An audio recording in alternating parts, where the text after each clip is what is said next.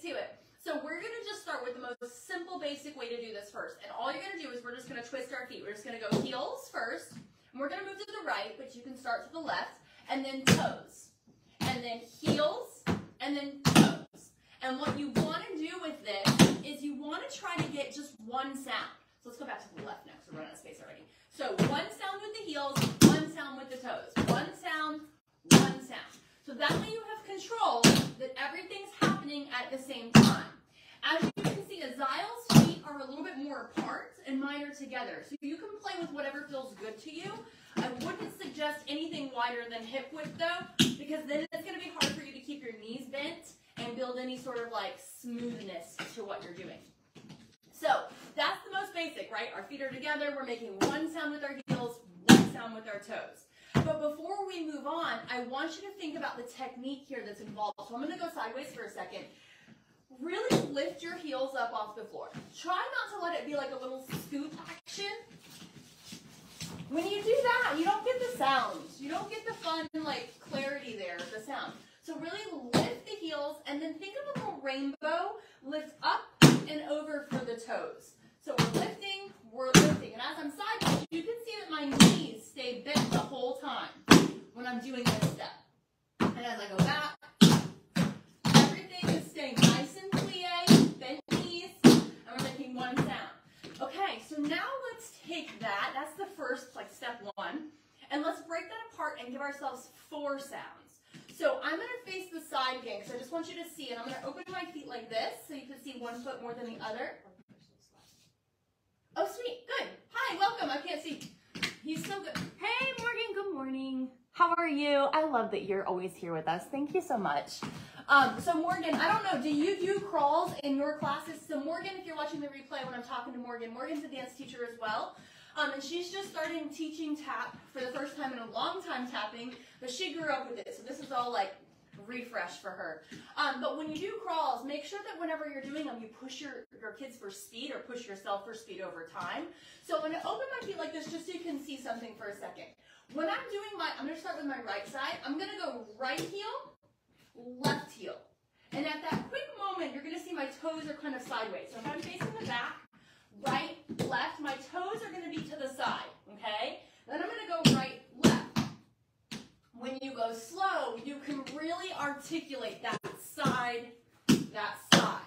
They can go corner to corner. But when you build speed, you're going to be less side to side, okay? I want to clarify that right away. So we're going to do, come over this way, Kyle. We're going to do the right side, face the wall. That way they won't get confused on the right and the left. So we're going to do crawls going to the right, and we're going to articulate for 4 clean sounds. So we're going to go 6, 7, right goes. Right, left, right, left, right, left, right, left, right, left, right, left, right, left, right. Now stay here. Let's go back to the left. Start with your left heel to lead. Left, right, left, right, left, right, left, right, left, right, left, right, left, right, left, right, left, right, left, right, left, right, left, right. So, just separating for 4 sounds. Oh, happy belated Mother's Day to you too. I appreciate that. I hope you had a beautiful day, Morgan.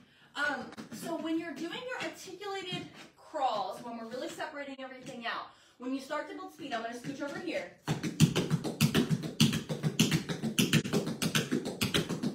Do you see kind of how as I'm building speed, it almost looks like one foot's doing something different than the other at any given moment?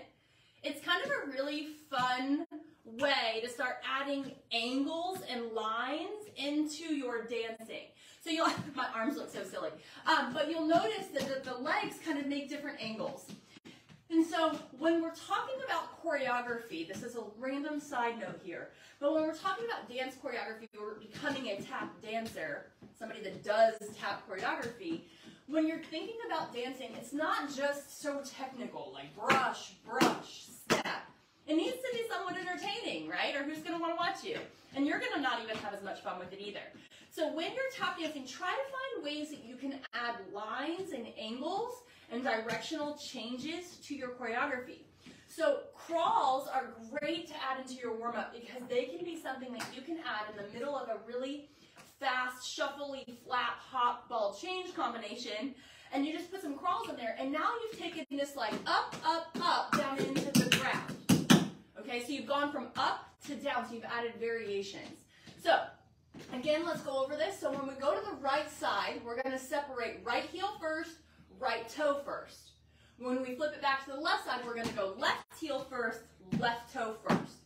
As you build speed, if you are a dominant right side person, you're going to be fine pushing yourself to go to the right. It might be tricky, but it'll come easier. If you're a dominant right side, when you go to the left, eventually when you start to speed up, this happens every single time like clockwork, you will go from left, right to somewhere along the lines of speeding up to switching it to be right, left, still moving in that same direction. So you really want to pay attention to yourself and to your students to make sure you're really holding yourself accountable for left side, or if they're left side dominant, the same thing going to the right, okay? So let's do this again. Let's switch over to the right. We're going to do 8 to the right. Scooch to the left. Thank you, son. What would I do without him? Scooch to the left. We're going to go 8 to the right, and then we're going to come back 8 to the left. And if we go off the screen, hopefully one of us, I'll start off. You come this way. Hopefully one of us will always be on. Okay, here we go.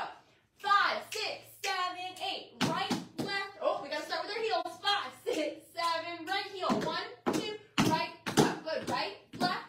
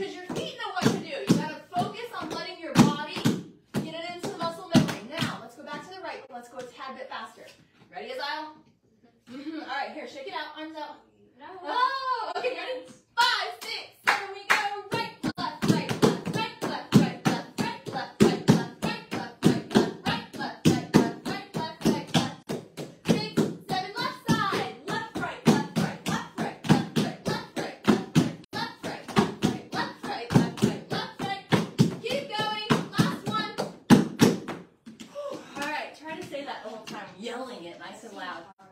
Right, left, right, left. All right, so crawls. And as you build speed with those, you want to make sure that you always get those 4 sounds. Now, I just showed you today 2 feet crawls and separating 2 feet crawls. We are going to work on single foot crawls and some real, like my favorite ways to really trip up those advanced students. It works every single time when I do this in an advanced class. In the future, tap in 10, probably next week. I was going to do a different step, but we'll probably just carry through with crawls next week. Anyways, I use these steps in my tap technique tune-up course.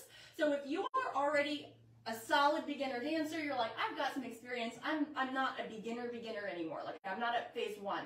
And you want the next steps, like the trick steps, like your wings and your pullbacks and your Shiggy Bops and all those like fancy steps, all that kind of stuff, all the over the tops. If you want that kind of stuff and you want more of this crawl type motion here, sorry, my phone and my computer are not on the same page. Here we go.